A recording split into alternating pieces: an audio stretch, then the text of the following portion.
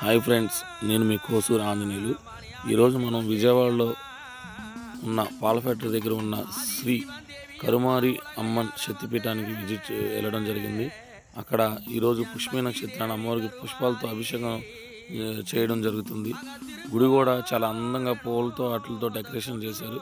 ఒకసారి మీరందరూ కూడా ఆ డెకరేషన్ అనేది చూడాలి. ఎంత బాగా చేశారంటే అసలు చాలా బాగా చేశారు. ఎంట్రన్స్లో అలంకరణ కానీ, గోడ మీద ఉన్న అమ్మవార్లు, ఒక్కొక్క అమ్మవారు ఒక్కొక్క అవతారం, అలాగే చెట్టు కింద మనకి రేణుకా పరమేశ్వరి అమ్మవారి పేరు, అలాగే భైరవుడిని కూడా ఇక్కడ ప్రతిష్ఠ చేయడం జరిగింది.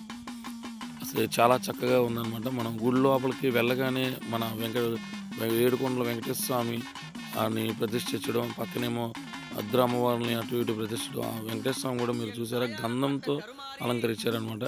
అలాగే ఆ తర్వాత ఆ గేటుకి అటుపక్క ఇటుపక్క ఆంజనేయ స్వామి, ఇంకో పక్కేమో కృష్ణుడు, పక్కనేమో అమ్మవార్లు వరుసగా ఎలాగ ప్రతిష్ఠించారు చూడండి. పైన కూడా నేములు ఉన్నాయి చూడండి అమ్మవార్లు.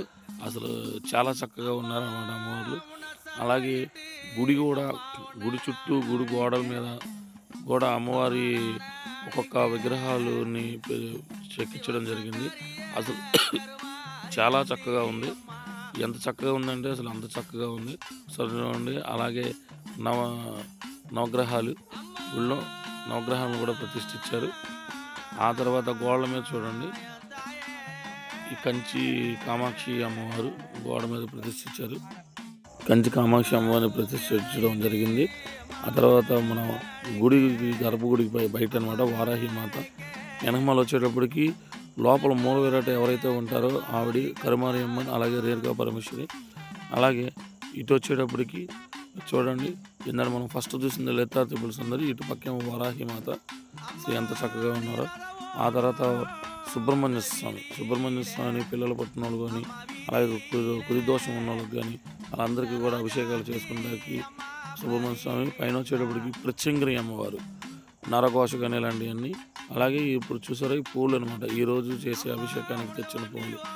ఏ పువ్వుకి సంబంధం లేదనమాట. చామంతులు, సెంటు గులాబీ, నాటు పింక్ గులాబీ, నాటు ఎల్లో గులాబీ, నాటు రెడ్ గులాబీ, అలాగే చామంతులు, ఎల్లో చామంతి, తర్వాత మిక్స్డ్ చామంతులు అంటారు అన్నమాట.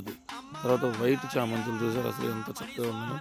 తర్వాత ఇది ఆకు, తర్వాత మారేడు దళాలు, తర్వాత కమల పువ్వులు, తర్వాత కనకాంబరాలు, మల్లె పువ్వులు, అవి ఉన్నారు చూసారు పింక్ కలర్లో మీకు కనబడుతుంది. గన్నేరు పువ్వులు అనమాట. గన్నేరు పువ్వుల తర్వాత మళ్ళీ ఎల్లో చామంతులు, ఇయో టైప్ ఆఫ్ చామంతులు. అలాగే ఇక్కడ హోమాలు కూడా ఈరోజు జరుగుతుంది అనమాట. మృత్యుంజయ హోమం మృత్యుంజయ హోమం జరుగుతుంది.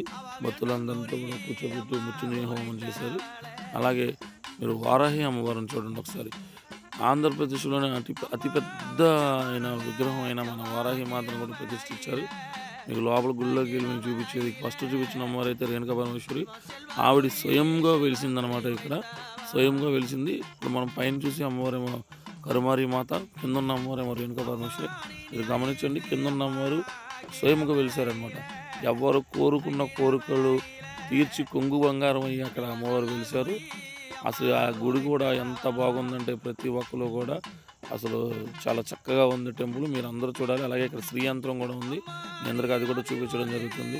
భక్తులందరూ కూడా వెళ్ళి దర్శనం చేసుకొని అమ్మకి పాత్రలు అవుతారని చెప్పి కోరుతూ మీ కోసూరు ఆంజనేయులు.